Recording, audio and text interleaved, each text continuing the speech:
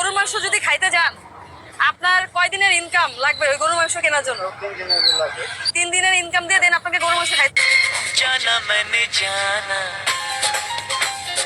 क्या है दिल लगाना है जाना मैंने जाना क्या है दिल लगाना तुमसे मिलकर यार क्या है चैन